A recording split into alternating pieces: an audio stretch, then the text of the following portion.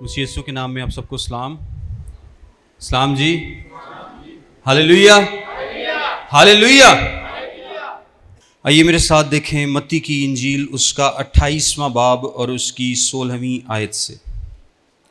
متی کی انجیل اس کا 28واں باب اور اس کی 16ویں آیت سے 20ویں آیت تک لکھا ہے. اور 11 شاگرد گلیل کے اس پہاڑ پر گئے جو یسوع نے ان کے لیے مقرر کیا تھا، اور انہوں نے اسے دیکھ کر سجدہ کیا، مگر بعض نے شک کیا.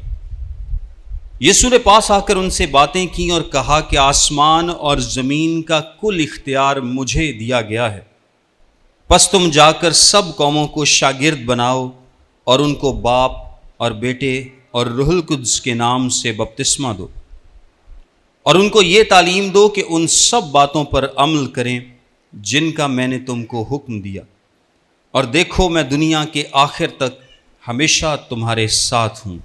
آمین. آج جس موضوع پر میں آپ لوگوں سے بات کرنا چاہتا ہوں وہ گریٹ کمیشن کے تعلق سے ہے. کس تعلق سے ہے؟ گریٹ کمیشن یعنی ارشاد اعظم کے تعلق سے. ہم نے بڑی دفعہ ارشاد اعظم کو سن رکھا ہے، اور یہ یسوع مسیح کے آسمان پر جانے سے پہلے جو آخری کہے گئے الفاظ ہیں ان میں سے ایک ہے، اور آج ہم اس کی تھوڑی تفصیل بھی دیکھیں گے. لیکن آج ہم خداوند کے اس حکم کے تعلق سے سیکھیں گے جو کہ وہ اس دنیا سے جانے سے پہلے ہم سب کو دے کر گیا تھا، اور یہ بہت امپورٹنٹ ہے. متی اپنی انجیل کا آخر ان الفاظ سے کرتا ہے، لیکن یہ ایک طرح سے آخر نہیں بلکہ ایک آغاز ہے، کیونکہ اس حکم کے بعد اب ذمہ داری کس کی ہے؟ میری اور آپ کی. جو کام یسوع اس دنیا میں کرنے آیا تھا اس نے وہ کام کر لیا، اب آگے ذمہ داری کس کی ہے؟ میری اور آپ کی. آج ہم اس کو تھوڑا ڈیٹیل سے سیکھیں گے کہ ہم اس پر 2 سیشن کریں گے. آپ لوگ قائم ہے نا؟ ہاں بس قائم رہیے گا، ٹھیک ہے. آئیے سب سے پہلے چرچ کے مقصد پر بات کرتے ہیں. ایک چرچ کا یا کلیسیا کا مقصد کیا ہے؟ یسوع مسیح جب اس دنیا میں تھے اس وقت چرچ وجود میں نہیں آیا تھا. یسوع مسیح کے اس دنیا سے جانے کے بعد چرچ کا وجود ہوا. یعنی چرچ کب پیدا ہوا یا چرچ کب اس کا آغاز ہوا؟ جب روح القدس کا نزول ہوتا ہے تب چرچ کا آغاز ہوتا ہے. اور چرچ کو بنانے کا مقصد کیا تھا؟ چرچ کا مقصد کیا ہے؟ اگر میں آپ لوگوں میں سے کسی سے پوچھوں تو کوئی بتا سکتا ہے کہ چرچ کا کیا مقصد ہے؟ کلیسیا کا کیا مقصد ہے؟ مشن کیا ہے؟ مقصد کیا ہے؟ کیوں یسوع مسیح نے کلیسیا کو بنایا؟ بھائی نے کہا تاکہ ہم غیر قوموں تک جا سکیں. غیر قوموں تک یا غیر ایمانداروں تک؟ ہاں جی، غیر ایمانداروں تک پہنچ سکیں، ان لوگوں تک جو کہ یسوع مسیح کو قبول نہیں کرتے. اور کوئی ایک اور جواب؟ تاکہ ہم اس کی عبادت کر سکیں، رفاقت رکھ سکیں اور عبادت کر سکیں. اور کوئی؟ بھائی کا کہنا ہے کہ خدا نے انسان کو ایک خاندان کی صورت میں تخلیق کیا تھا اور یسوع مسیح واپس ایک خاندان کی صورت میں سب کو لے آئے ہیں. اور کوئی جواب؟ چرچ کا کیا مقصد ہے، کیا مشن ہے، کیوں چرچ بنایا گیا؟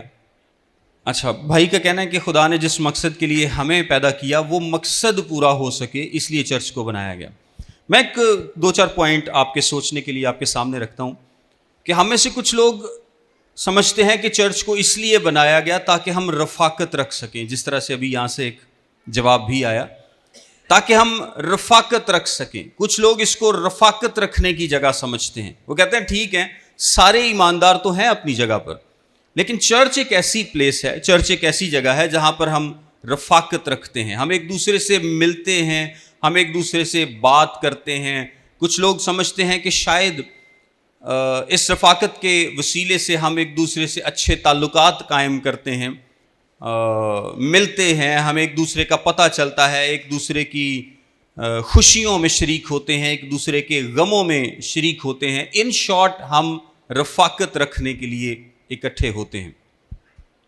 کچھ لوگ اس سے تھوڑا سا مختلف سوچتے ہیں، وہ ایک سٹیپ اور آگے چلے جاتے ہیں. وہ کہتے ہیں کہ نہیں، چرچ رفاقت رکھنے کا نام تو ہے ہی، لیکن چرچ کا مقصد ہے لوگوں کو تعلیم دینا. وہ کیا سوچتے ہیں؟ چرچ کا مقصد کیا ہے؟ لوگوں کو تعلیم دینا، یعنی رفاقت رکھتے ہیں، بڑی اچھی بات ہے، لیکن اس سے بڑھ کر بھی کچھ ہے۔ یہاں پر ایماندار اکٹھے ہوتے ہیں اور ان کو تعلیم دی جاتی ہے کہ وہ اپنی زندگیاں خدا کی مرضی کے مطابق، اس کے کلام کے مطابق کیسے گزار سکتے ہیں۔ جب تک ان کو تعلیم نہیں دی جائے گی وہ کیسے ترقی کریں گے، کیسے آگے بڑھیں گے؟ چرچ ایک ایسی پلیس ہے جس میں لوگوں کو تعلیم دی جاتی ہے۔ کچھ لوگ اس سے بھی آگے بڑھتے ہیں اور وہ کہتے ہیں کہ نہیں، صرف رفاقت اور تعلیم نہیں، چرچ ایک ایسی پلیس ہے جہاں پر ہم خدا کی عبادت کرتے ہیں، جہاں پر ہم خدا کی عبادت کرتے ہیں، اس کی پرستش کرتے ہیں، اس کے نام کو عزت اور جلال دیتے ہیں۔ تین مختصراً میں نے آپ کو مقصد بتائے جو کہ عام طور پر لوگوں کے ذہن میں ہوتے ہیں کہ چرچ کا مقصد ہے شاید رفاقت رکھنا یا تعلیم دینا یا خدا کی عبادت کرنا۔ لیکن میں آپ کو ایک حیرانی کی بات بتاتا ہوں کہ یہ چرچ کا مقصد یا مشن نہیں ہے، یہ چرچ کا مقصد یا مشن نہیں ہے۔ چرچ کا مشن کچھ اور ہے، چرچ کا مشن کچھ اور ہے، اور آج ہم اس مشن پر سیکھنے جائیں گے۔ کیونکہ اگر دیکھیں خدا نے ہمیں اس دنیا میں رکھا ہے تو کسی مقصد کے لیے، کسی مشن کے لیے رکھا ہے۔ اس دنیا میں رکھنے کا کوئی نہ کوئی تو مقصد ہے۔ اگر مقصد صرف رفاقت رکھنا ہوتا تو جیسے ہی ہم بچائے جاتے خدا ہمیں آسمان پر بلا لیتا، کیونکہ آسمان سے پرفیکٹ رفاقت ہم اس دنیا میں نہیں رکھ سکتے۔ جتنی پرفیکٹ رفاقت آسمان پر ہو سکتی ہے وہ اس دنیا میں نہیں ہو سکتی۔ اگر مقصد تعلیم دینا ہوتا تو اس کے لیے بھی خدا ہمیں آسمان پر بلا لیتا، کیونکہ جتنا کچھ بھی ہمیں جاننے کی ضرورت ہے آسمان پر جاتے ہی ہمیں سب کچھ پتہ چل جائے گا، ہمیں سب کچھ پتہ چل جائے گا، ہمیں کسی چیز کی کمی نہیں رہے گی۔ یا مقصد اگر صرف خدا کی عبادت کرنا ہوتا تو خدا کی عبادت آسمان سے بہتر اور کہیں پر نہیں ہو سکتی، کیونکہ یہاں پر جو ہماری عبادت ہے اس میں بہت سارے مسئلے ہیں، بہت ساری رکاوٹیں ہیں، بہت سارے جھنجٹ بھی ہوتے ہیں بعض اوقات، اور بہت سارے ایشوز ہمیں فیس کرنے پڑتے ہیں۔ اگر ایک پرفیکٹ خدا کی پرفیکٹ پرستش کرنی ہے تو اس کے لیے آسمان سے بہتر جگہ نہیں ہے۔ اس کا مطلب ہے کہ ہمیں زمین پر اگر خدا نے رکھا نا تو کسی اور مقصد کے لیے رکھا، اور وہ مقصد کیا ہے؟ کھوئے ہوئوں کی تلاش۔ وہ مقصد کیا ہے؟ وہ مشن کیا ہے؟ کھوئے ہوئوں کی تلاش، لوگوں کو بچانا، لوگوں کو شاگرد بنانا، لوگوں کی زندگی میں نجات کا کام، کیونکہ یہ وہ مقصد ہے، اور میں آپ کو بتاؤں گا کہ یہ مقصد کس طرح سے ہے۔ یہ وہ مقصد ہے جس کے لیے ہم اس دنیا پر موجود ہیں، تاکہ ہم کھوئے ہوئوں تک پہنچ سکیں، تاکہ ہم لاسٹ جو ورلڈ ہے، ایسی دنیا جو خدا سے دور ہے، ان تک پہنچ سکے اور ان کو خدا کے پاس لا سکے۔ اس کے لیے میں تھوڑا سا چاہتا ہوں کہ ہم پیچھے جائیں اور اس چیز کو سمجھنے کی کوشش کریں، اور اس کے لیے نجات کی کہانی جو کہ کلام مقدس میں آپ کو پتا ہے کہ شروع سے اینڈ تک خدا نے ایک نجات کی کہانی بتائی ہے۔ میں چاہتا ہوں کہ ہم وہ نجات کی کہانی کو تھوڑا سا دہرائیں۔ یہ نجات کی کہانی شروع ہوتی ہے جب گناہ کے بعد خدا نے آدم کو پکارا۔ خیر اس کا آغاز تو پیچھے سے ہے، لیکن خدا نے جب آدم نے گناہ کیا تھا تو کیا آدم تھا جو ڈھونڈ رہا تھا خدا کو کہ خدا کہاں پر ہے تاکہ میں اس سے معافی مانگ سکوں؟ نہیں، کیا آدم ڈھونڈ، وہ تو لکنڈیا سے۔ گنہگار انسان کبھی بھی خدا کو نہیں ڈھونڈتا۔ گنہگار انسان کیا کرتا ہے؟ ہمیشہ چھپتا ہے، ہمیشہ دور بھاگتا ہے۔ اور یہی کام جب خدا روز باغ عدن میں آیا کرتا تھا اور آدم سے ملا کرتا تھا اور اس سے باتیں کیا کرتا تھا، تو اگر آپ تھوڑا سا امیجن کر کے دیکھیں تو ایک بڑا اچھا ماحول ہوگا، اور کہا یہی جاتا ہے کہ خدا فزیکل فارم میں، یعنی یسوع مسیح فزیکل فارم میں پری انکارنیٹ اپیرنس، یعنی اپنے تجسم سے پہلے جو وہ جسم لے کر اس دنیا میں کئی دفعہ آیا، بائبل مقدس میں اس کا کئی دفعہ ذکر ہے کہ جسم لے کر اس دنیا میں آنے سے پہلے بھی یسوع مسیح کئی دفعہ اس دنیا میں آئے۔ اس کو پری انکارنیٹ اپیرنسز بولتے ہیں۔ یعنی تجسم سے پہلے کے جو ظہور ہیں. تو وہ کہا جاتا ہے کہ وہ یسوع تھا جو باغ میں آدم سے ملنے آیا کرتا تھا. اور کتنا انتظار ہوتا ہوگا آدم کو اور ہوا کو جب وہ ڈیلی ملنے آیا کرتا تھا. وہ بات کیا کرتے تھے شام کے ٹھنڈے وقت میں، وہ باتیں کرتے تھے، رفاقت رکھتے تھے، اور آدم کو روز انتظار ہوتا ہوگا کہ خدا کب آئے اور ہم اس سے باتیں کر سکیں، ہم اس سے رفاقت رکھ سکیں. لیکن جس دن آدم نے گناہ کیا وہ اسی دن کیا ہوتا ہے؟ چھپ جاتا ہے. آج وہ پہلا دن ہے کہ اب آدم انتظار نہیں کر رہا، بلکہ آدم اب کیا چاہ رہا ہے کہ خدا نہ ہی آوے. اب وہ انتظار نہیں کر رہا، اب اس کو کوئی تڑپ نہیں ہے. ایک گناہ نے اس کی زندگی کو کیسا برباد کر دیا، اس کے پرسپیکٹو کو کیسا چینج کر دیا کہ اب وہی آدم جو کہ روز انتظار میں بیٹھا ہوتا تھا آج یہ سوچ رہا ہے کہ ہن خدا نہ ہی آوے، وہ کتے خدا آ ہی نہ جاوے. اس ڈر سے وہ کیا کرتا ہے؟ چھپ جاتا ہے. اور وہ آدم نہیں ڈھونڈتا بلکہ خدا اس کو ڈھونڈتا ہے. اور یہ پہلی بلاہٹ ہے. آپ دیکھیں گناہ کے بعد خدا اس کو ڈھونڈتا ہے. آدم تو کہاں ہے؟ خدا اس کی تلاش کرتا ہے. اور مکاشفہ کی کتاب کی اگر آپ 22ویں باب کی 17ویں آیت میں دیکھیں، میں آپ کے سامنے اس کو بھی پڑھ دیتا ہوں. مکاشفہ اس کا 22واں باب اور اس کی 17ویں آیت لکھا ہے، اور روح اور دلہن کہتی ہیں آ، اور سننے والا بھی کہے آ، اور جو پیاسا ہو وہ آئے، اور جو کوئی چاہے آب حیات مفت لے. پیدائش کی کتاب میں پہلی انویٹیشن کس نے دی؟ خدا نے. گنہگار انسان کو کس نے انویٹیشن دی؟ خدا نے دی کہ تو آ جا، میرے پاس واپس آ جا. اور مکاشفہ کی کتاب میں آخری انویٹیشن بھی کس نے دی ہے؟ خدا نے. خدا نے کہا کہ جو کوئی پیاسا ہے وہ میرے پاس آئے اور آب حیات مفت لے. پہلی انویٹیشن سے لے کر آخری انویٹیشن تک یہ خدا ہی ہے جو انسان کو بلاتا ہے. خدا ہی ہے جو اس کو نجات دینا چاہتا ہے. خدا ہی ہے جو اس کو ریڈیم کرنا چاہتا ہے، اس کے گناہ سے اس کو رہائی دے کر واپس لانا چاہتا ہے. کیوں؟ اس سے کیا ہوگا؟ جب خدا کسی گنہگار کو بچاتا ہے تو اس سے اس کے پرفیکٹ نام کو جلال ملتا ہے. اس سے کیا ہوتا ہے؟ خدا کے نام کو جلال ملتا ہے. اور ایک پرفیکٹ خدا ہوتے ہوئے اس کی ایک پرفیکٹ خواہش ہے کہ اس کے نام کو جلال ملے، کہ اس کے نام کو جلال ملے. اسی مقصد کے لیے خدا نے ابراہیم کو چنا.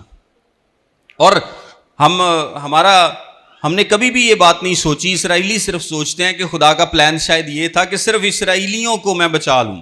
وہ اپنے آپ کو اس طرح سے سوچتے سمجھتے ہیں. لیکن خدا کا کبھی بھی یہ پلان نہیں تھا کہ میں نے صرف اسرائیل کو بچانا ہے اور کسی کو نہیں بچانا. خدا کا پلان تھا انسانیت کو بچانا، اس کو واپس لانا. اور جب وہ انسان کو بچائے گا، اس کو واپس لائے گا، اس کو مصیبت سے، اس سزا سے بچا لے گا، تو اس سے اس کے نام کو جلال ملے گا. اور اگر آپ یسوع مسیح کی زندگی دیکھیں تو یسوع مسیح اس دنیا میں کیوں آیا تھا؟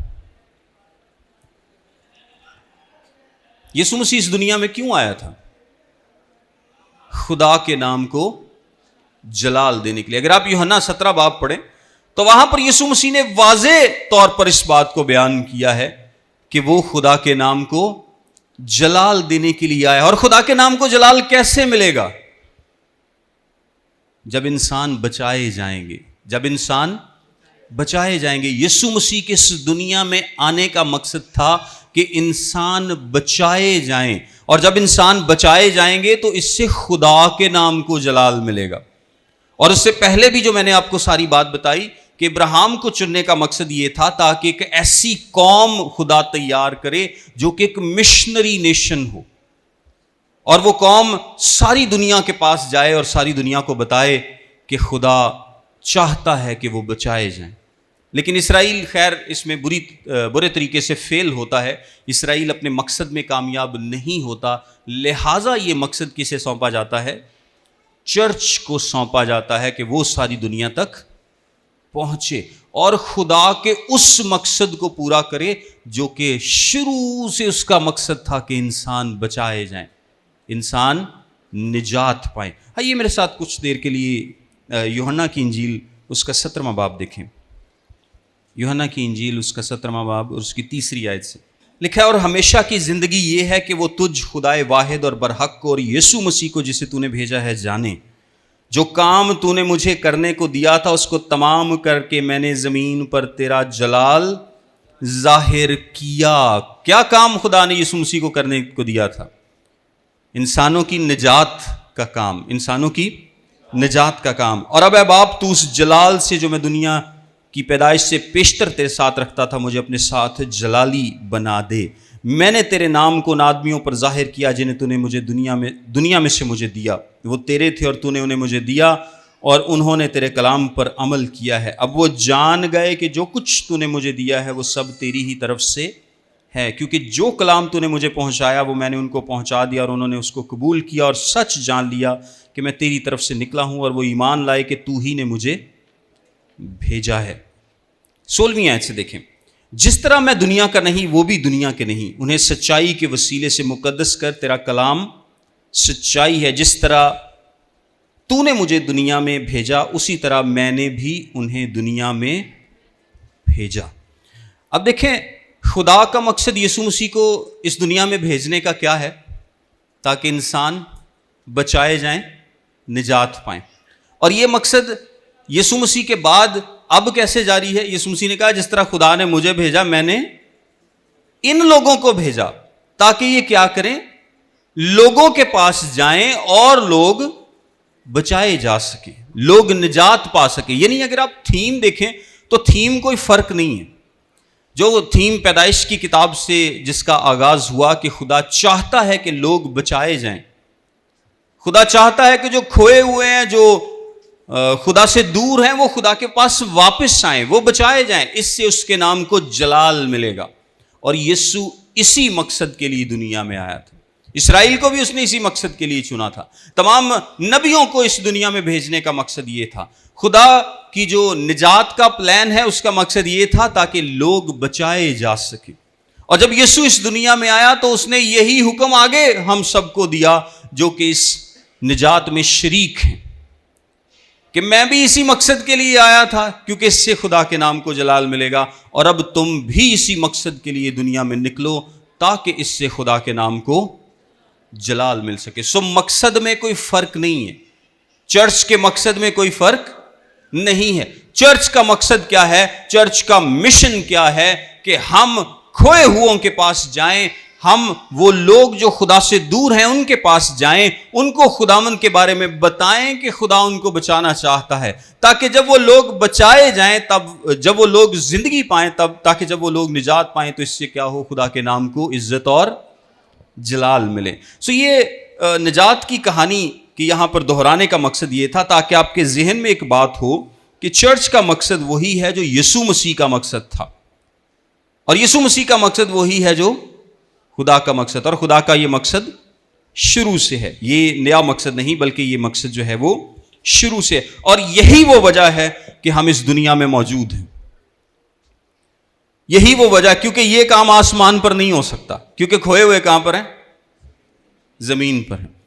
آسمان پر پرفیکٹ پرستش ہو سکتی ہے، ہم جب بھی کوئی گنہگار نجات پاتا ہے، جب بھی کوئی گنہگار بچایا جاتا ہے تو آسمان پر جو ہاللویا کا کورس ہے اس میں ایک اور آواز شامل ہو جاتی ہے، وہ پرفیکٹ پرستش کرتے ہیں، فرشتے پرفیکٹ پرستش کرتے ہیں۔ مکاشفہ کی کتاب ہمیں بڑی ڈیٹیل میں بتاتی ہے کہ آسمان پر خدا کی پرستش کس طرح ایک پرفیکٹ طریقے سے ہوتی، پرستش پرفیکٹ آسمان پر ہو سکتی ہے، ایک رفاقت بھی پرفیکٹ آسمان پر ہو سکتی ہے، عبادت آسمان پر ہو سکتی ہے، لیکن جو کھوئے ہوئے ہیں ان کو بچانے کے لیے ہمارا زمین پر رہنا ضروری ہے۔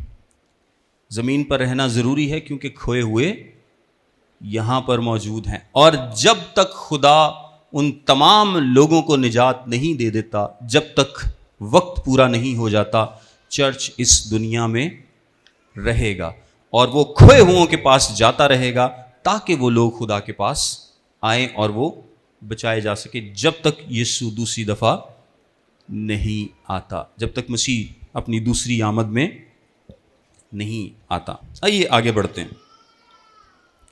16ویں آیت دیکھیں۔ اور میں ایک آپ کو تھوڑا سا اس کے تعلق سے بتاتا چلوں کہ ہماری زندگیاں کافی میسڈ اپ ہیں اس تعلق سے. ہم اپنے مقصد میں، اپنے مشن میں کلیئر نہیں ہیں. یہ جو رفاقت رکھنا ہے، عبادت کرنا ہے، اور تعلیم دینا ہے. رفاقت رکھنا، تعلیم دینا اور عبادت کرنا، یہ ایک طرح سے پروسیس کا پارٹ ہے. یہ کیا ہے؟ پروسیس کا پارٹ ہے. میں چھوٹی سی ایک مثال دیتا ہوں آپ کو کہ ایک کھلاڑی جب ریس میں دوڑتا ہے تو اس کے لیے وہ ٹریننگ کرتا ہے نا ٹریننگ. لیکن اس کی ساری بھی ٹریننگ، اگر وہ ساری عمر بھی ٹریننگ کرتا رہے تو کیا وہ ہم کہہ سکتے ہیں کہ وہ اس ریس کے برابر ہے جو کہ اس نے دوڑنی ہے؟ نہیں. جب تک وہ ریس نہیں دوڑتا اس کی ٹریننگ کا فائدہ نہیں ہوگا. اس کی ٹریننگ کا فائدہ کب نظر آئے گا؟ جب وہ ریس میں شامل ہوگا، جب وہ مقابلے میں حصہ لے گا.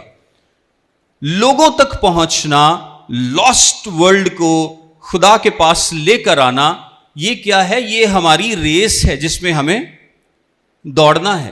اور رفاقت رکھنا، تعلیم دینا، عبادت کرنا، چرچ سروسز میں شامل کرنا، یہ پارٹ آف دا پروسیس ہے. یہ کیا ہے؟ یہ پروسیس کا حصہ ہے، یہ اس ٹریننگ کا حصہ ہے.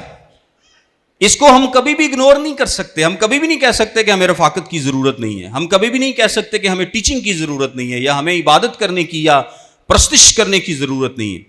یہ چیزیں بہت ضروری ہیں، اتنی ہی ضروری ہیں جتنی کہ ایک ریس میں دوڑنے والے شخص کے لیے اس کی ٹریننگ ضروری ہے. اگر وہ ٹریننگ میں شامل نہیں ہوگا تو وہ ریس میں کبھی بھی کامیاب نہیں ہو پائے گا. لیکن یہ ریس میں شامل ہونے کے لیے اس کو پہلے ٹریننگ کرنی پڑے گی. اسی طرح اگر ہم اپنے مشن میں کامیاب ہونا چاہتے ہیں، اگر اپنے مشن میں آگے بڑھنا چاہتے ہیں، تو اس کے لیے ہمیں بھی ایک ٹریننگ میں سے گزرنا پڑے گا. اور ٹریننگ کے حصے ہیں رفاقت رکھنا، تعلیم پانا اور عبادت کرنا. یہ کیا ہے؟ یہ اس پروسیس کے حصے ہیں. اب میں آپ کو بتا رہا تھا کہ ہماری زندگی کافی میسڈ اپ ہے اس تعلق سے، کیونکہ ہماری کمٹمنٹس ہی اور ہیں، ہماری سوچیں، ہمارے خیالات، ہمارے ارادے، ہماری زندگی کے مقاصد ہی کچھ ہٹ کر ہیں. خدا کا مقصد ہے، کلام میں کیا لکھا ہے کہ ایک توبہ کرنے والے گنہگار کے باعث آسمان پر کیا ہوتی ہے؟ خوشی ہوتی ہے. خدا کھوئے ہوئوں کو ڈھونڈنے میں انٹرسٹڈ ہے. خدا کھوئے ہوئوں کی تلاش کرنے میں انٹرسٹڈ ہے. اور اگر آپ چاہتے ہیں کہ آپ خدا جیسے بنے، آپ ویسے بن سکیں جیسا خدا چاہتا ہے، تو آپ کو وہی دل رکھنا ہوگا جو کہ خدا کا دل ہے. اور آپ ایسا نہیں ہو سکتا کہ آپ کھوئے ہوئوں کو ڈھونڈنے میں انٹرسٹڈ نہیں ہیں، آپ غیر نجات یافتہ لوگوں کے پاس جانے میں انٹرسٹڈ نہیں ہیں، اور آپ کہیں کہ جی نہیں، میں خدا کے دل کی مرضی کے مطابق چلتا ہوں. ایسا نہیں ہو سکتا. آپ کو ویسا ہی دل رکھنا پڑے گا جیسا خدا کا. اور خدا کا دل کیا ہے؟ وہ کھوئے ہوئوں کی تلاش کرتا ہے. اگر آپ چاہتے ہیں کہ آپ کی زندگی کے وسیلے سے خدا کے نام کو جلال ملے، تو آپ کو وہی مقصد رکھنا پڑے گا جو کہ خدا کا ہے. ادروائز آپ کی زندگی سے خدا کے نام کو جلال نہیں مل سکتا. اور خدا کا مقصد کیا ہے؟ کہ کھوئے ہوئوں کی تلاش کی جائے، لوگوں کو نجات ملے، لوگوں کو زندگی ملے، انہیں کثرت کی زندگی ملے. اور یہ اتنا امپورٹنٹ ہے خدا کے نزدیک کہ اس مقصد کے لیے وہ خود اس دنیا میں موجود ہو. اس مقصد کے لیے اس نے صلیب پر اپنی جان تک قربان کر دی. اس مقصد کے لیے خدا نے وہ کچھ کیا جو کہ عام طور پر کیا ہی نہیں جا سکتا. اتنا امپورٹنٹ ہے یہ خدا کے لیے، خدا کے نزدیک. سو یہ ہمارے نزدیک بھی اتنا ہی امپورٹنٹ ہونا چاہیے، پھر ہم خدا کے نام کو عزت اور جلال دے سکتے ہیں. لیکن ہماری زندگیوں میں ہماری ترجیحات ہی کچھ اور ہیں. ہم تو کھوئے ہوئوں میں انٹرسٹڈ ہی نہیں ہوتے. ہمیں تو کوئی فرق ہی نہیں پڑتا کہ کسی کو نجات مل رہی ہے یا کسی کو نہیں مل رہی، کسی تک خدا کا کلام پہنچا ہے نہیں پہنچا. حالانکہ ہمارے پاس بے شمار سورسز ہیں، ہمارے پاس بے شمار ذرائع ہیں، ہمارے پاس روپیہ پیسہ بھی ہے، ہمارے پاس گاڑیاں بھی ہیں، گھر بھی ہے، سب کچھ ہے. لیکن وہ دل نہیں ہے، اس طرح کا دل نہیں ہے کہ جس طرح خدا کھوئے ہوئوں کی تلاش کرتا ہے، ہم بھی کھوئے ہوئوں کی تلاش میں نکل کھڑے ہوں. میں آپ کو 2 سی اگر بتاؤں نا، اگر آپ نے اپنی زندگی میں غور کرنا ہے، تو سب سے پہلے ایک سی ہے چیک بک. چیک بک تو پرانا ہو گیا تھوڑا سا، لیکن آپ آج اس کو ATM کارڈ کہہ سکتے ہیں, ایزی پیسہ, جائز کیش کہہ سکتے ہیں, یا اپنا بینک اکاؤنٹ کہہ سکتے ہیں. اگر آپ نے اپنا فوکس دیکھنا ہے کہ آپ کا فوکس ہے کہاں پہ, تو سب سے پہلے تو آپ یہ دیکھیں کہ آپ کی سپینڈنگ کہاں پر ہے, آپ خرچ کس جگہ پر کرتے ہیں. خدا کے مقصد میں شامل ہونے کے لیے آپ کیا کر رہے ہیں. خدا نے آپ کو ریسورسز دیے, خدا نے آپ کو بزنس دیا, نوکریاں دیں, پیسے دیے, گھر بار دیا, سب کچھ کیا. اس میں سے آپ کیا انویسٹ کر رہے ہیں خدا کے مقصد کو پورا کرنے کے لیے. اگر آپ اس پر غور کریں گے نا تو آپ کو خود سے جواب ملنا شروع ہو جائے گا کہ میری سپینڈنگ کہاں پر ہے. اور اگر آپ کو سپینڈنگ نظر آتا ہے کہ یار کرائے چینے چلے گئے, ایتھے انہیں چلے گئے, ایتھے انہیں چلے گئے, تو چرچ لی یا مشن ورک لی یا کھوئے ہوں کے پاس جانے کے لیے وہ بالکل چھوٹی جی اماؤنٹ 1000 روپے آپ پادری تے سان کر کے مہینے تک, تو آپ کو اس سے آئیڈیا ہوگا کہ آپ کا دل کہاں پر ہے. اور یسوع مسیح نے روپے پیسے پر بہت زیادہ تعلیم دی ہے. اگر آپ دیکھیں تو محبت سے زیادہ پیسے پر تعلیم دی, کیونکہ جہاں تیرا مال ہے وہیں تیرا دل بھی لگا رہے گا. یہ بڑی پریکٹیکل بات ہے, یہ کبھی بھی آپ اگنور نہیں کر سکتے. جس طرح ایک بیوی یا ایک شوہر اپنی بیوی سے جنہ مرضی انہوں کہندا رہے نا میں تیرے نال بڑا پیار کرنا, تو انہوں کوئی شے شو نہ لے کے دے, کوئی سوٹ شوٹ, تو بڑھے نے کی کہنا, انہیں کہنا ایویں ماردا, کوئی نہیں پیار شیار کردا, لے کے تو مینوں انہیں کدی کچھ دیتا نہیں, آنے دی انہیں کدی مینوں شے نہیں لے کے دیتی. تو لوگ محبت کا اظہار بھی کس سے کرتے ہیں؟ پیسے سے کرتے ہیں. آپ سپینڈ کہاں پر کرتے ہیں یہ آپ کے دل کو ظاہر کرتا ہے. اور اگر آپ خدا کی راہ میں کھوئے ہوں کو ڈھونڈنے کے لیے کچھ بھی سپینڈ نہیں کرتے یا بہت تھوڑی سی اماؤنٹ سپینڈ کرتے ہیں, تو یہ آپ کے دل کو, آپ کے سامنے اس کا حال کھول دے گا کہ آپ کتنے کے خدا کے دل کے مطابق ہیں. خدا نے تو اپنا جو سب سے قیمتی اس کے پاس اس کا بیٹا ہے وہی اس مقصد کے لیے دے دیا تھا, لیکن ہم تو کچھ بھی قیمتی خدا کے حضور میں دینا نہیں چاہتے. انہیں تو دل ہی کو نہیں گے ساڑھے کو. اور پیسے کے بعد آپ اپنا دیکھیں کیلنڈر, کہ آپ وقت کتنا دیتے ہیں اس مقصد کے لیے. چرچ کو آپ کو اسی مشن کے لیے, اسی مقصد کے لیے اس دنیا میں رکھا گیا تاکہ آپ کھوئے ہوں تک جا سکیں, آپ گنہگاروں کے پاس جا سکیں, ان کو خداوند کے پاس واپس لا سکیں, کیونکہ اسی سے خدا کے نام کو جلال ملتا ہے اور وہ یہی چاہتا ہے. اور یسوع بھی اسی لیے دنیا میں آیا تھا. آپ کتنا وقت اس بات کے لیے سپینڈ کرتے ہیں, کتنا ٹائم آپ لگاتے ہیں ایک دن میں, ایک ہفتے میں, ایک مہینے میں, کتنا وقت ہے جو کہ آپ خدا کے لیے نکالتے ہیں یا اس مقصد کے لیے نکالتے ہیں کہ یار میری زندگی کا تو مقصد ہی کھوئے ہوں کو ڈھونڈنا ہے, یا لوگوں کے پاس جانا ہے, یا اس کے کلام کو لوگوں تک لے کر جانا ہے تاکہ زیادہ سے زیادہ لوگ بچائے جا سکے. مجھے تو یہی مقصد دیا گیا ہے, یہی مشن مجھے سونپا گیا ہے, تو اس مشن کو پورا کرنے کے لیے کتنا وقت میں نکالتا ہوں. چرچ ہوتے ہوئے, کلیسیا ہوتے ہوئے, خدا کا بدن ہوتے ہوئے کتنا وقت میں اس کام کے لیے نکالتا ہوں. تو آپ کو خود سے آئیڈیا ہونا شروع ہو جائے گا کہ آپ خدا کے دل کے مطابق, اس کی مرضی کے مطابق, اس کی منشا کے مطابق کتنے چل رہے ہیں. یعنی آپ کی سپینڈنگ سے, آپ کے پیسوں کے خرچ کرنے سے, پیسوں کے استعمال سے, اور آپ کے وقت کے استعمال سے آپ کو اس بات کا آئیڈیا ہو جائے گا. اب اگر ہم چاہتے ہیں کہ ہم اس مقصد کو اپنی زندگی میں پورا کریں تو 5 چیزیں ہیں جو میں آپ کو آج بتاؤں گا. کتنی چیزیں؟ 5 چیزیں. ان 5 چیزوں کا ہونا ضروری ہے, تب جا کر آپ اس مقصد میں کامیاب ہو سکتے ہیں, ادروائز آپ اس مقصد میں کامیاب نہیں ہو سکتے. آپ اس مشن کو, اس مقصد کو اپنی زندگی میں پورا نہیں کر سکتے اگر یہ 5 چیزیں موجود نہیں ہیں. میرے ساتھ 16ویں آیت دیکھیں. 16ویں آیت میں لکھا ہے, اور 11 شاگرد گلیل کے اس پہاڑ پر گئے جو یسوع نے ان کے لیے مقرر کیا تھا.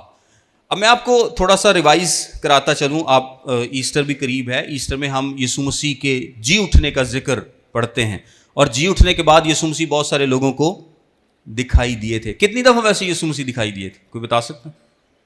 بھائی کا جواب بالکل ٹھیک ہے, باقی سارے چوکنے.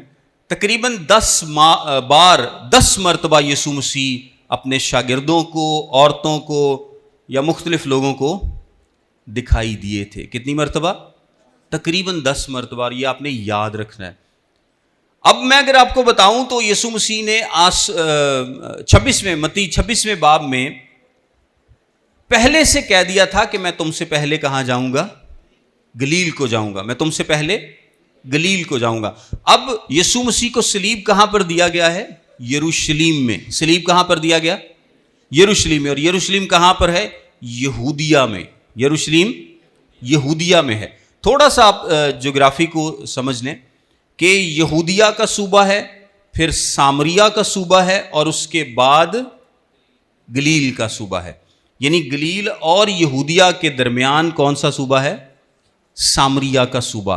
زیادہ تر یہودی یا تو گلیل میں رہتے تھے یا یہودیہ میں رہتے تھے. سامریہ میں سامری رہتے تھے، اور لکھا نا کہ اس کو سامریہ سے ہو کر جانا ضرور تھا. یہودی اکثر جب گلیل سے یہودیہ میں اس لیے وہ جاتے تھے کیونکہ وہاں پر یروشلیم تھا، اور یروشلیم میں ہیکل تھی. ہیکل میں تمام لوگوں کا جانا ضروری تھا. سو گلیل میں جتنے بھی یہودی ہیکل میں آیا کرتے تھے وہ سامریہ کے اوپر سے چکر کاٹ کے آیا کرتے تھے. سامریہ میں سے گزرتے بھی نہیں تھے. انہوں نے ایک لمبا روٹ اختیار کرتے تھے. حالانکہ اگر سامریہ سے گزریں تو وہ ان کو سیدھا سیدھا شارٹ پڑتا، لیکن وہ ایک لمبے روٹ سے یہودیہ میں آیا کرتے تھے. عید پہ جانا ہو یا کسی بھی مقصد کے لیے جانا ہو. یسوع مسیح نے اپنی خدمت کا بہت سارا حصہ تقریباً 1.5 سے 2 سال گلیل میں گزارے، اور تقریباً 1 سے 1.5 سال یہودیہ میں یسوع مسیح نے خدمت کی. اور پھر باقی کچھ عرصہ جو ہے وہ باقی جو اور شہر ہیں یا سامریہ ہے یا تھوڑے دور کے علاقے ہیں وہاں پر خدمت کی. لیکن مینلی یسوع مسیح نے سب سے زیادہ خدمت کہاں پر کی ہے؟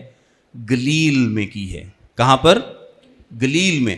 اور گلیل جو ہے اس میں زیادہ تر غیر اقوام بستی تھیں. اس صوبے میں زیادہ تر غیر اقوام بستی تھی. ناصرت گلیل میں ہے، گلیل کی جھیل گلیل میں ہے، کفرنہوم، بیت سیدا، خرازین، یہ سارے علاقے کہاں پر ہیں؟ گلیل میں ہیں. اور یہودیہ میں زیادہ مشہور کیا ہے؟ یروشلیم. یہودیہ میں زیادہ مشہور کیا ہے؟ یروشلیم. یسوع مسیح کا ایک خاص مقصد تھا. یسوع مسیح جی تو اٹھے یہودیہ میں، لیکن یسوع نے پہلے سے کہہ دیا تھا کہ میں تم سے پہلے گلیل کو جاؤں گا. اور شاگردوں سے بھی کیا کہا کہ تم بھی گلیل کو جاؤ. یعنی وہاں پر تم نے اکٹھے ہونا ہے، وہاں پر میں تم سے کوئی بات کروں گا. یہ بات یسوع یہودیہ میں بھی کر سکتا تھا، یسوع کہیں اور بھی کر سکتا تھا، لیکن یسوع نے گلیل کو چنا کہ میں یہ حکم تم کو کہاں پر دوں گا؟ گلیل میں دوں گا. ان کو نہیں پتا کہ یسوع مسیح کیا حکم دینے والے ہیں، لیکن یسوع مسیح نے اپنی موت سے پہلے بھی یہ بات کہی تھی. اور پھر جب یسوع جی اٹھے تو فرشتوں نے کیا کہا تھا؟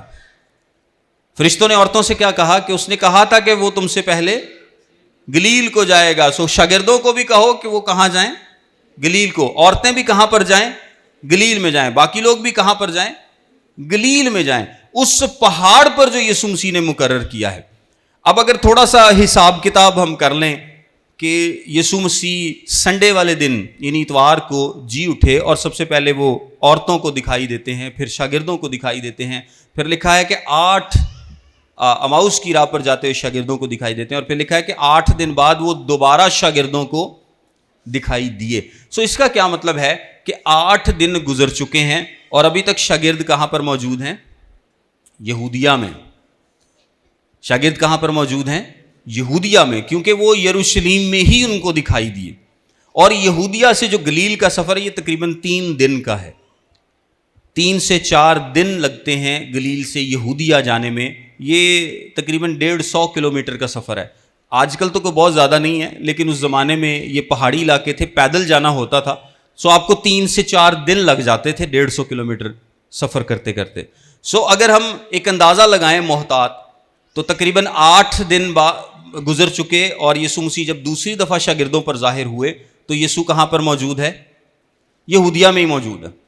اور اس کے بعد اگر 3-4 دن شاگردوں کو لگے ہوں گے گلیل جاتے ہوئے تو 3-4 دن کا اور اس میں ڈال لیں، 5 دن ڈال لیں. 8 اور 5 تقریباً 13 دن ہو گئے. اس کے بعد شاگرد جا کر وہاں پر اپنا وہی مچھلی والا کام شروع کر دیتے ہیں. یہ یوحنا 21 باب میں بیان کیا گیا ہے. آپ نے پڑھا نا اس کا ذکر، جب انہوں نے بہت ساری مچھلیاں پکڑی تھی اور یسوع مسیح نے ان کو کہا تھا، وہ کہتے تھے جی ہم ساری رات جال ڈالتے رہے اور ہمارے پاس کچھ نہیں آیا.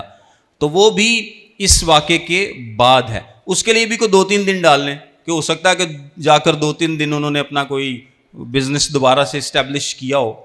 ہم اس کے بھی زیادہ ڈیٹیل میں نہیں جا رہے, لیکن تقریباً کوئی 15 سے 20 دن گزر چکے ہیں. اس کے بعد ارشاد اعظم یسوع مسیح نے دیا ہے. اور یسوع مسیح کتنے دن سب لوگوں کو نظر آتے رہے تھے؟ 40 دن. اعمال کی کتاب کے مطابق 40 دن. اور شاگرد اور یسوع مسیح آسمان پر کہاں سے اٹھائے گئے؟ یہودیہ سے. یہودیہ سے, گلیل سے نہیں بلکہ یہودیہ سے. اور پہاڑ کون سا تھا؟ کوہ زیتون. کون سا پہاڑ تھا؟ کوہ زیتون. بالکل ہیکل کے سامنے والا پہاڑ کوہ زیتون ہے. یسوع مسیح یروشلیم سے کوہ زیتون سے آسمان پر اٹھائے گئے تھے, گلیل سے نہیں. یہ میں اس لیے آپ کو بتا رہا ہوں تاکہ آپ کی یہ ساری کنفیوژن دور ہو جائے. یسوع مسیح یروشلیم میں جی اٹھے, چند روز کے بعد وہ گلیل میں جاتے ہیں, وہاں پر ارشاد اعظم دیتے ہیں, اور پھر واپس یروشلیم شاگرد آتے ہیں, اور شاگرد اور یسوع مسیح یروشلیم میں موجود تھے, وہاں سے وہ آسمان پر اٹھائے جاتے ہیں. یہ جو اسینشن ہے یعنی آسمان پر اٹھایا جانا ہے, یہ یروشلیم سے تھا, یہ کوہ زیتون سے تھا, یہ گلیل سے نہیں تھا, اور یہ ارشاد اعظم کے بعد تھا, ایٹ لیسٹ چند دن کے بعد, کیونکہ ان کو گلیل سے واپس آتے آتے پھر 3-4 دن لگے ہوں گے. سو اس کا کیا مطلب ہے کہ جی اٹھنے کے تقریباً 20 دن سے لے کر 35 دن کے اندر اندر کہیں پر ارشاد اعظم دیا گیا ہے. ہمیں ایگزیکٹ ٹائم کا نہیں پتا, لیکن ایک ریزنیبل اندازہ لگاتے ہیں کہ 8 دن پہلے تو یسوع مسیح یروشلیم میں ہی ہیں, اس کے بعد پھر شاگرد وہاں پر گئے, کچھ دن وہاں پر لگے ہوں گے, کچھ دن انہوں نے اپنا بزنس کیا ہوگا, پھر یسوع نے ان سے ملاقات کی, پھر ارشاد اعظم دیا, اور ارشاد اعظم کے بعد وہ واپس یہودیہ یا یروشلیم آئے اور پھر آسمان پر اٹھائے گئے. اور اس کا ذکر کلام مقدس میں موجود ہے کوہ زیتون کا, کہ وہ وہاں سے آسمان پر اٹھائے گئے, اور یروشلیم میں یہی کوہ زیتون ہے جس پر یسوع واپس آئے گا, جس پر یسوع واپس آئے گا. اور اس کو کون سی کتاب بیان کرتی ہے پرانے عہد میں؟ زکریا کی کتاب. زکریا کی کتاب بیان کرتی ہے کہ یسوع مسیح کوہ زیتون پر واپس آئیں گے, اور کوہ زیتون ایگزیکٹلی ہیکل کے سامنے ہے, اور کوہ زیتون کی جو ڈھلان ہے اسی میں باغ گتسمنی بھی موجود ہے, اور کوہ زیتون کی پرلی سائیڈ پر لازر اور مریم اور مارتھا کا گاؤں تھا. اور یسوع مسیح اور شاگرد اکثر کوہ زیتون پر بیٹھ کر باتیں کیا کرتے تھے, بلکہ جو آخری واز یسوع مسیح نے ڈیٹیل میں دیا تھا وہ زیتون کی پہاڑی کے اوپر بیٹھ کر دیا تھا, اور یہی وہ پہاڑ ہے جس سے وہ آسمان پر اٹھائے گئے تھے, اور اسی پہاڑ پر وہ واپس آئیں گے. سو یہ ساری ڈیٹیل بتانے کا مقصد, میں نے کہا چلیں ایسٹر بھی قریب ہے تو آپ لوگوں کو پتہ ہو, ایٹ لیسٹ کنفیوژن نہ ہو. لیکن اس سارے ڈیٹیل بتانے کا مقصد کیا ہے؟ مقصد ہے اویلیبلٹی. مقصد کیا ہے؟ اویلیبلٹی, مہیا ہونا. سب سے پہلی اور ضروری چیز کیا ہے؟ مہیا ہونا. اگر آپ چاہتے ہیں کہ خدا کا مقصد آپ کی زندگی میں پورا ہو تو پہلی چیز آپ کی زندگی میں کیا ہونی چاہیے؟ مہیا ہونا, اویلیبلٹی. آپ اویلیبل ہونا چاہیے. اور کہتے ہیں کہ availability is the best, is the greatest ability is availability. یعنی جو سب سے بڑی ایبلٹی ہے وہ کیا ہے؟ اویلیبلٹی ہے. آپ چرچ میں دیکھ لیں, کسی بھی خدمت میں دیکھ لیں, سب تو زیادہ کام دا بندہ کیڑا ہوندا ہے؟ جڑا موجود ہوندا ہے, جڑا موجود ہوندا ہے. ہمیشہ اس کو زیادہ ترجیح دی جاتی ہے, اس کو زیادہ وقت دی جاتی ہے, اس کو زیادہ اہمیت دی جاتی ہے, جو کہ ہر وقت موجود ہوتا ہے. ہر لمحے جب بھی اس کو بلایا جائے, جب بھی اس کی ضرورت پڑے وہ موجود ہوتا ہے. بندہ بڑا قابل ہوئے, بڑا جناب ٹیکے والا ہوئے, ساریاں کوالٹیز اچ پائیاں جان, لیکن تانوں یہ یقین نہ ہوئے کہ انہیں ٹائم تے اتنے ہونا ہے کہ نہیں, یا انہیں ہونا بھی ہے کہ نہیں, تو آپ اس پر کبھی ریلائے نہیں کرتے. آپ ہمیشہ کس پر ریلائے کرتے ہیں؟ اس پر جو موجود ہوتا ہے, جو اویلیبل ہے. اور خدا کو آپ کی زندگی میں سب سے پہلے کون سی چیز چاہیے؟ اویلیبلٹی چاہیے. آپ کہیں کہ اے خدا میں حاضر ہوں, مجھے بھیج, میں یہ کرنا چاہتا ہوں, میں موجود ہوں, میں یہاں پر ہوں, تو جو چاہتا ہے میں کروں گا, تو جو چاہتا ہے میں کرنا چاہتا ہوں, میں اویلیبل ہوں. لوگ سوال پوچھتے ہیں کہ جی یوحنا کو یسوع مسیح نے کیوں اپنی ماں کی ذمہ داری سونپی تھی؟ اس کی پہلی وجہ کیا ہے؟ کیونکہ وہ وہاں پر موجود تھا. کوئی ہور ہوندا تے چلو پھر بھی سوچا جا سکتا سی کہ 2 شاگرداں چوں خدا نے ایک نو ذمہ داری دیتی, کوئی ہور گل ہوئے گی. جو بندہ ہی ایک کے تے انہوں ہی لبنی. کیا خیال ہے؟ آپ انٹرویو کے لیے جائیں نا 3-4 لوگ, تو جی 3-4 چوں ایک ہی گیا ہوئے تو جڑا جانا نا وہ سلیکٹ ہو جاتا ہے, کیونکہ وہ وہاں پر موجود ہے. خدا کو سب سے پہلے آپ کی اویلیبلٹی چاہیے, اور یہ سب سے بڑی گیدرنگ ہے جو گلیل میں ہوئی. اگر آپ پہلا کرنتھیوں دیکھیں, میرے ساتھ دیکھ لیں پہلا کرنتھیوں اس کا 15واں باب اور اس کی 6 آیت. پھر 500 سے زیادہ بھائیوں کو ایک ساتھ دکھائی دیا. یہاں پر یسوع مسیح کے جی اٹھنے کے بعد اس کے جو ظہور ہیں ان کا ذکر کیا جا رہا ہے, اور پولس کیا بتاتا ہے کہ وہ 500 سے زیادہ لوگوں کو ایک ساتھ دکھائی دیا. اور یہ سب کا تمام اسکالرز کی متفقہ رائے ہے کہ یہ 500 لوگ کہاں پر موجود تھے؟ گلیل میں موجود تھے جب یسوع مسیح نے ارشاد اعظم دیا تھا. کیونکہ جب یسوع مسیح آسمان پر اٹھائے گئے تب صرف شاگرد تھے. تب کون تھے؟ صرف شاگرد تھے, اور وہ قریبی لوگ تھے. اس سے پہلے یسوع مسیح عورتوں کو دکھائی دیے ہیں, فردن فردن شاگردوں کو دکھائی دیے ہیں, لیکن ارشاد اعظم دیتے وقت یسوع مسیح ان تمام لوگوں پر دکھائی دیے ہیں جو کہ وہاں پر موجود تھے, جو کہ وہاں پر موجود تھے, اور ان کی تعداد 500 سے زیادہ تھی. یہ کوئی یروشلیم کے گلیل کے سب سے بہترین لوگ نہیں تھے, یہ کوئی کریم نہیں تھی گلیل کی. ویسے گلیل کو بڑا دیہاتی علاقہ سمجھا جاتا تھا, اور یہودیہ کے لوگ اپنے آپ کو شہری وہ سمجھتے سی اسی پتہ نہیں لاہور کراچی دے تے یہ سارے پنڈاں دے.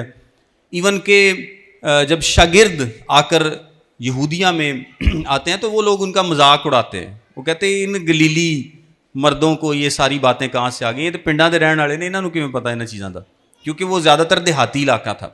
تو وہ کوئی کریم نہیں ہے, وہ کوئی بڑے سائنسدان نہیں ہیں, کوئی بڑے پڑھے لکھے لوگ نہیں ہیں, لیکن وہ کیا ہیں؟ وہ اویلیبل ہیں, وہ اویلیبل ہیں.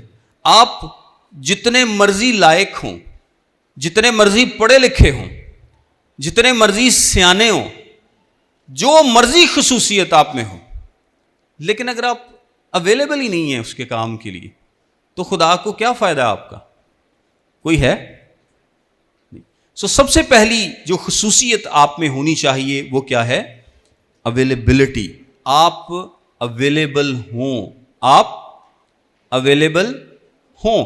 وہ اویلیبل تھے تو یسوع مسیح نے ان کو ایک حکم دیا, اور ہم تو اپنا حکم لینے کے لیے اکثر جاتے ہی نہیں ہیں, ہم اویلیبل ہی نہیں ہوتے. ایسے ویسے بڑے مصروف ہیں سارے دے سارے, ہم اتنے مصروف ہم نے خود کو کر لیا ہے. اور اکثر لوگوں سے جب ہم ان کو بائبل کلاس کی بات کرتے ہیں کہ آپ بائبل کلاس میں آیا کریں, آپ چرچ میں آیا کریں, آپ خدا ان کے کلام کو سیکھنے کے لیے آیا کریں, وہ ایڈی لمبی کو لسٹ کاٹ کے دے دیں, میں جناب مصروف ہی بہت ہے, میں آ کرنا ہے, آ کرنا ہے, آ کرنا.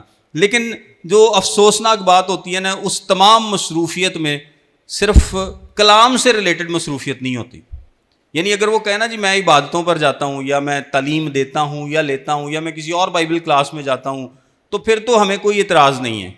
لیکن اگر وہ سارا دن نوکری کر کے جی مینوں گھر دے کام بڑے نے, مینوں آ کام بڑے نے, مینوں مہمان آ گئے, میں چرچ نہیں گیا, میں چرچ نہیں گئی, یہ ہو گیا وہ ہو گیا, تو اس کا کیا مطلب ہے؟ کہ ہم اویلیبل نہیں ہیں. سو جو لوگ اویلیبل نہیں ہیں وہ خداوند کے لیے اتنے کام کے نہیں ہیں جتنے کام کے وہ ہیں جو اویلیبل ہیں. سو پہلی چیز جو آپ کی زندگی میں ہونی چاہیے وہ کیا ہے؟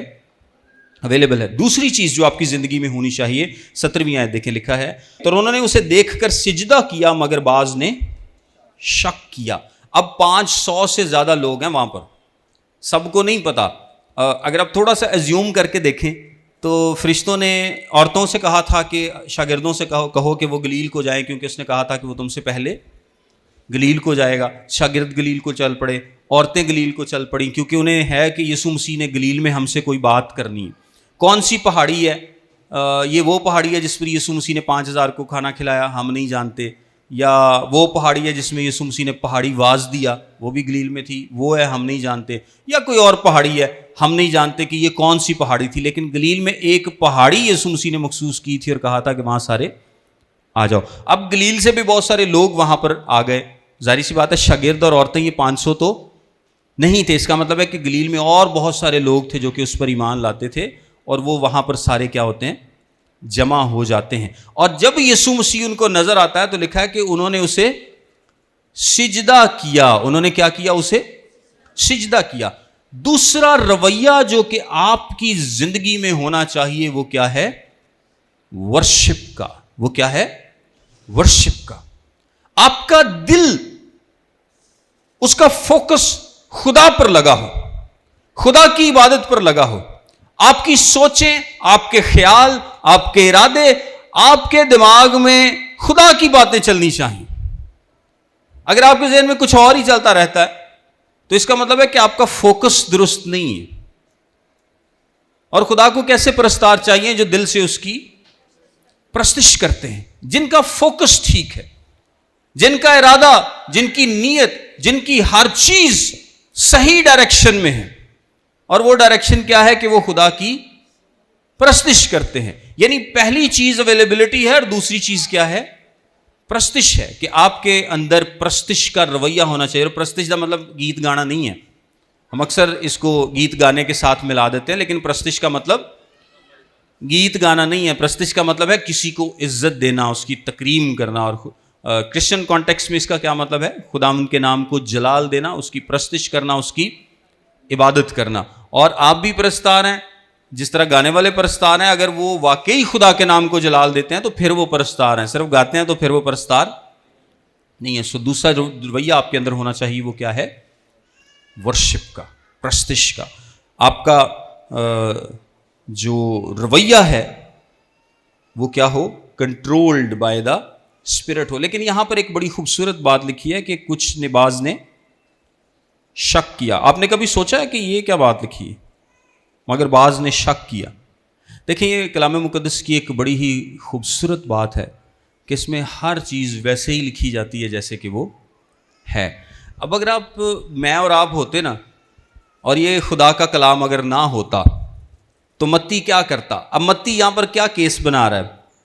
متی ایک چیز کو ثابت کرنا چاہ رہا ہے کہ یسوع مسیح آسمان مرنے کے بعد جی بھی اٹھا اور اسے بہت سارے لوگوں نے دیکھا بھی ہے. متی یہ ثابت کرنا چاہ رہا ہے نا.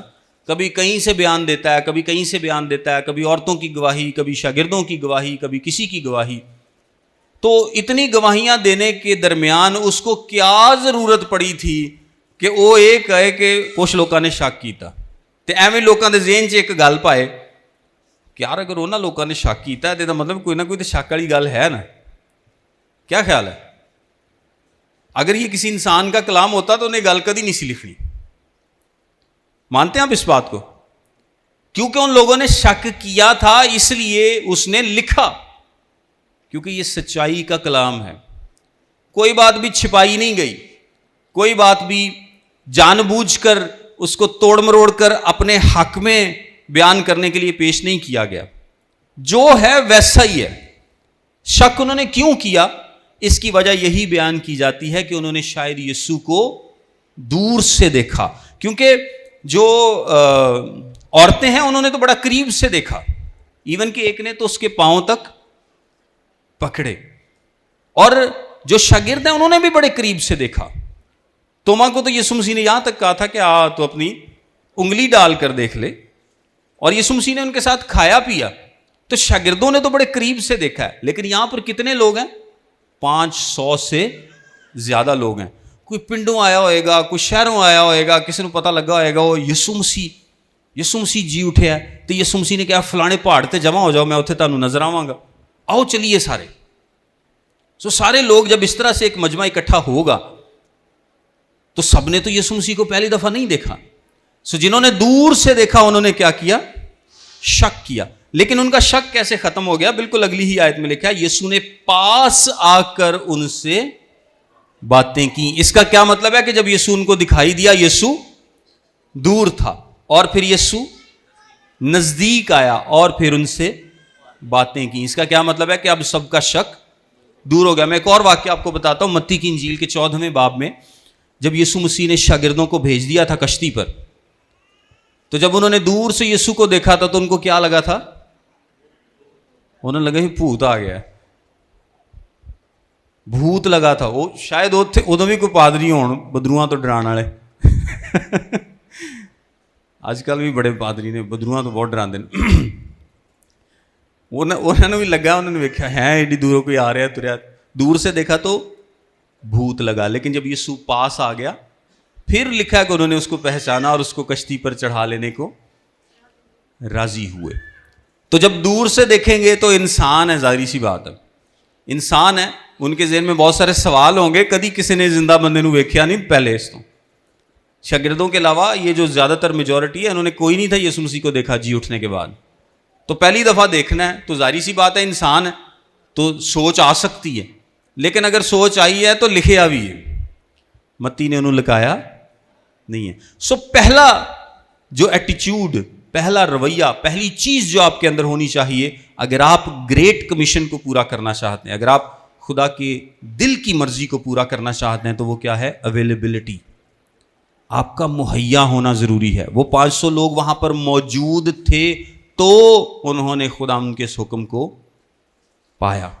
اب بہت سارے لوگ یہ کہتے ہیں کہ جب روح القدس کا نزول ہوا ہے تب تو 120 تھے, تو یہ تھے 500 سے, یہ مطلب ہے کہ یہ سارے کاٹ گئے. اس کا یہ مطلب نہیں ہے کہ یہ سارے بھاگ گئے یا ڈیفیکٹ کر گئے. اس کا مطلب سمپل میں نے آپ کو پہلے بھی بتایا ہے کہ یہودیہ اور یروشلیم میں کتنا فاصلہ ہے؟ تقریباً 150 کلومیٹر کا ہے. سو بہت سارے لوگ, ان کی ظاہری سی بات ہے کہ ایک اپنی لائف ہے, ان میں سے کچھ لوگ وہاں پر موجود تھے اور کچھ موجود نہیں تھے. اس کا یہ مطلب نہیں ہے کہ صرف وہی 120 تھے, اس کا یہ مطلب نہیں ہے. کچھ لوگ وہاں پر موجود تھے اور کچھ لوگ موجود نہیں تھے. اور یہ بھی مطلب نہیں ہے کہ 120 پر صرف روح القدس نازل ہوا اور باقیوں پر روح القدس نازل نہیں ہے. روح القدس کے نزول کے بعد, خیر وہ تو بعد میں 3000 اور ہزاروں لوگ ملتے گئے ہیں, لیکن بتانے کا مقصد یہ ہے کہ یہ بات نہیں ہے کہ یہاں پر یسوع مسیح کو 500 لوگوں نے دیکھا ہے اور بعد یہ سارے دوڑ گئے تو صرف 120 رہ گئے. وہ دن ہی اس میں کتنے تھے, ایک جگہ سے دوسری جگہ جانا. اور بھی اس میں کافی کنسیڈریشنز تھیں. آپ کو پتہ ہے کہ یہودی جو حاکم تھے وہ ان کے خلاف تھے, اور 500-600 لوگ ایک جگہ پر مل کر عبادت کریں, کچھ بھی کریں گے تو وہ حاکموں کو وہ بات ہضم نہیں ہوگی. چلو 100-120 تک گزارا ہو جاتا ہے, اور ہو سکتا ہے کہ اتنی بڑی پلیس بھی نہ ہو کیونکہ وہ گھر کی چھت پر تھے, اور گھر کی چھت پر 500-600 لوگوں کے لیے جگہ نہیں ہوتی. سو بتانے کا مقصد یہ ہے کہ یہ مطلب نہیں ہے کہ یہاں پر 500 لوگوں نے دیکھا اور جب روح القدس کا نزول ہوا تو 120 تھے تو باقی سارے پتہ نہیں کہاں چلے گئے. سو دوسرا جو ایٹیچیوڈ آپ کے اندر ہونا چاہیے وہ کیا ہے؟ پرستش کا رویہ. آپ کنٹرولڈ بائی دا اسپرٹ ہوں, آپ روح القدس کے کنٹرول میں ہوں. تیسرے رویے پر غور کرتے ہیں. تیسرا رویہ لکھا ہے, یسوع نے پاس آ کر ان سے باتیں کی اور کہا آسمان اور زمین کا کل اختیار مجھے دیا گیا ہے. تیسرا رویہ ہے سبمیشن کا, اپنے آپ کو تابع کرنے کا. کس کے تابع کرنے کا؟ یسوع کے تابع کرنے کا. اور کیوں تابع کرنے کا؟ کیونکہ سارا اختیار اس کے پاس. جس کے پاس اختیار ہے, اختیار کا مطلب یہ ہے کہ اگر میرے پاس اختیار اور ان لمیٹڈ اختیار ہے تو باقی سارے میرے تابع ہیں. تو یسوع مسیح کا اختیار ہم اناجیل میں بارہا دیکھتے ہیں. موت پر اس کا اختیار تھا, بدروحوں پر اس کا اختیار تھا, ہوا اور پانی پر اس کا اختیار تھا, جو نیچرل فینومیننز ہیں ان پر اس کا اختیار تھا, ساری عدالت کا اختیار اس کے پاس تھا, گناہ معاف کرنے کا اختیار اس کے پاس تھا. اور اکثر ہم یہ سوچتے ہیں کہ یہ یسوع مسیح کو اختیار سارے خدا نے دیے ہیں, تو یسوع کو تو ہم کہتے ہیں کہ وہ خود خدا ہے, پھر خدا نے اس کو کیوں اختیار دیے؟ تو اس کا یہ مطلب نہیں ہے کہ یسوع مسیح کے پاس یہ اختیار پہلے نہیں تھے. اس کا سمپل سا مطلب یہ ہے کہ یسوع مسیح نے اپنے آپ کو کیا کیا تھا؟ خالی کر دیا تھا. کیا لکھا ہے کلام میں؟ کہ اس نے خدا کے برابر ہونے کو قبضے میں رکھنے کی چیز نہ سمجھا بلکہ اپنے آپ کو خالی کر دیا. آسان الفاظ میں یسوع خدا ہے لیکن اس نے اپنے تمام پریویلیجز سے اپنے آپ کو خالی کر دیا اور انسانوں کے مشابہ ہو گیا. اب اس کے پاس جو بھی اختیار ہوگا وہ کس کا دیا ہوا ہوگا؟ خدا کا دیا ہوا ہوگا. اس نے اپنے آپ کو خالی کیا اور خدا کے تابع کر دیا. اب اس کے پاس اگر خدا نے اس کو گناہ معاف کرنے کا اختیار دیا، اس کا مطلب ہے خالی کرنے کے بعد خدا نے یہ اختیار اس کو دیے کہ وہ گناہ بھی معاف کرے، وہ عدالت بھی کرے، وہ مردوں کو بھی زندہ کرے، وہ ہوا اور پانی پر بھی اختیار رکھے. لیکن اب جو اختیار یسوع مسیح کے پاس موجود ہے وہ کس کا دیا ہوا ہے؟ خدا کا دیا ہوا ہے، جب تک یسوع اس جسم میں ہے. لیکن جب یسوع واپس آسمان پر چلا جائے گا تو یوحنا 17 باب میں ہم نے کیا پڑھا تھا؟ مجھے اپنے ساتھ پھر سے ویسا ہی جلالی بنا دے، یعنی ویسا جلال جو میں پہلے سے تیرے ساتھ رکھتا تھا. یعنی یسوع جب اس دنیا میں تھا تب اس نے اپنے آپ کو خالی کیا تھا، اور جب وہ سارا کچھ کرنے کے بعد آسمان پر چلا گیا تو اب پھر سے سب کچھ اس کے اختیار میں ہے. اب اس کو اختیار لینے کی ضرورت نہیں بلکہ وہ قادر مطلق ہے. اور جب یسوع اس دنیا میں تھا تبھی اس نے کہا تھا کہ اس تاریخ کو نہ فرشتے جانتے ہیں نہ بیٹا مگر صرف باپ جانتا ہے. تو اکثر لوگ اعتراض بناتے ہیں کہ جی یسوع مسیح نوں تے پتہ ہی نہیں سی کہ قیامت کدوں آنی ہے تو تسی کیویں کہہ سکتے ہو کہ خدا ہے؟ تو چونکہ یسوع مسیح نے اپنے آپ کو خالی کیا، جب وہ اس دنیا میں تھا تب یہ بات اس کو معلوم نہیں ہے، کیونکہ وہ باپ کی مرضی ہے نا، اس نے تو باپ کے تابع کیا اپنے آپ کو، اس لیے اس نے یہ بات کہی تھی. لیکن اب آپ یہ سوچیں کہ اب بھی یسوع کو معلوم نہیں ہے، جنہیں آنا انہیں نہیں پتا، تو ایسا نہیں ہے، ایسا نہیں ہے. یسوع کو پتا ہے کہ اس نے کب آنا ہے، اس کو ساری باتیں پتا. لیکن جو سمجھنے والی بات یہ ہے کہ جب یسوع اس دنیا میں آیا تھا اس نے اپنے آپ کو خالی کیا تھا ان تمام پریویلیجز سے اور ہمارے جیسا بن گیا تھا. اور اگر وہ ہمارے جیسا نہ بنتا تو وہ ہمیں کیسے بتا سکتا تھا کہ زندگی کیسے گزارنی ہے؟ وہ ہمارے لیے نمونہ کیسے ہو سکتا تھا؟ ماڈل کیسے بن سکتا تھا؟ مطلب اگر آپ یہ سوچیں کہ وہ یسوع تے خدا ہے، انہوں کی پتہ دکھ کی ہوندے نے، انہوں کی پتہ زندگی چ گزارا کرنا کنوں کہندے نے، اسی نہیں کہندے تانوں کی پتہ نہیں تنہا چ کیویں گزارا کرنا میں.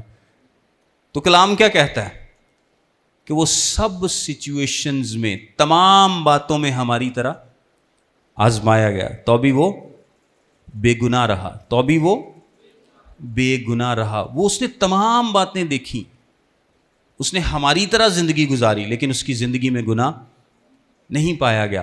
سو اس نے اپنے آپ کو خالی کیا اور انسان کے مشابہ ہوا تاکہ انسان کے لیے ایک عملی نمونہ بن کر بتائے کہ کیسے اپنے آپ کو باپ کے تابع کرنا ہے. جس طرح میں نے اپنے آپ کو باپ کے تابع کیا نا اور اس دنیا میں زندگی گزارنی ہے، آپ نے بھی یہی کام کرنا ہے. جس طرح میں وہ مقصد پورا کرنے آیا ہوں آپ نے بھی اسی طرح اس مقصد کو پورا کرنا ہے. سو سارا اختیار یسوع مسیح کے پاس، اور جب اختیار اس کے پاس ہے تو ہم نے اپنے آپ کو کیا کرنا ہے؟ سبمسو کرنا ہے، اپنے آپ کو تابع کرنا ہے اس کے اختیار کے آگے. سو پہلی بات ہم نے کیا دیکھی؟ اویلیبلٹی. دوسری بات کیا دیکھی؟ پرستش کا رویہ. اور تیسری بات ہم نے کیا دیکھی؟ اپنے آپ کو تابع کرنے کا رویہ، سبمیشن. اور آپ پریکٹیکلی بھی دیکھیں نا تو ہمارے چرچز میں یا ہماری ٹیمز میں یا ہمارے خاندانوں میں عام طور پر بھی اگر یہ خصوصیات نہ پائی جائیں جس طرح سبمیشن ہے یا اویلیبلٹی ہے تو لوگ ان کو کام نہیں دیتے، وہ ایفیکٹو نہیں ہوتے. جو لوگ اویلیبل نہیں ہیں، جو لوگ سبمسو نہیں ہیں، حکم ماننا نہیں جانتے، وہ لوگ کسی کام کے، دنیاوی طور پر بھی کام کے نہیں ہوتے. اور روحانی طور پر تو یہ بہت ہی زیادہ ضروری ہے کہ ہم اویلیبل ہیں. جس طرح یسایہ نے کہا تھا کہ اے خداوند میں ریڈی ہوں، مجھے بھیج. بے شک میں گنہگار ہوں، میرے لب خطا کرتے ہیں، بے شک میں جیسا بھی ہوں لیکن میں کیا ہوں؟ تیار ہوں، تو مجھے بھیج. خداوند یہ چاہتا ہے آپ سے سب سے پہلے سننا کہ آپ اویلیبل ہوں. یہ نہیں کہ، اور میں اکثر لوگوں کو کہتا ہوں جو خدمت میں آتے ہیں، کہ کوئی کہتا ہے کہ میں مبشر بننا چاہتا ہوں، کوئی کہتا ہے میں پاسٹر بننا چاہتا ہوں، اور ہم اکثر خود سے ڈیسائیڈ کر لیتے ہیں کہ میں نے کیا خدمت کرنی ہے. تو ہم لوگوں کو کہتے ہیں کہ آپ یہ نہ کہیں کہ میں نے فلاں کام کرنا ہے، میں فلانے علاقے سے خدمت کرنا چاہنا، میں فلانے سے. ٹھیک ہے، خواہش رکھنا اچھی بات ہے، لیکن خداوند کے حضور آپ کیا دعا کریں کہ اے خدا میں اویلیبل ہوں، مجھے اپنی مرضی کے مطابق استعمال کر. خدا تو کہیں گا مشرق نو جا تو میں ادھر نو تر پواں گا، تو کہے گا مشرق مغرب نو جا تو میں ادھر نو تر پواں گا. تو مجھے کہے گا کہ یہ خدمت نہیں کرنی، وہ نہیں کروں گا. جس طرح پولس کو خدا نے منع کیا آسیہ میں کلام سنانے سے یا کہیں پر بھی، تو وہ وہاں پر نہیں گیا، حالانکہ اس کا ارادہ تھا کہ وہ وہاں پر جا کر کلام سنائے، نیت بھی اچھی تھی، لیکن خدا کی مرضی نہیں تھی کہ اس وقت میں وہ وہاں پر جائے. اے خدا میں چاہتا ہوں تیری مرضی پوری ہو، اور میں اس کے لیے اویلیبل ہوں. میں کوئی ضد نہیں لگاتا کہ میں نے یہی کام کرنا ہے. میں اویلیبل ہوں، جس طرح تو مجھے استعمال کرنا چاہتا ہے تو مجھے استعمال کر. ہمارا رویہ پرستش والا ہو، اور پھر جب خدا کہے تو پھر ہم کیا کریں؟ سبمٹ کریں، اپنے آپ کو سبمٹ کریں اس کے حکم کے آگے. God bless you all.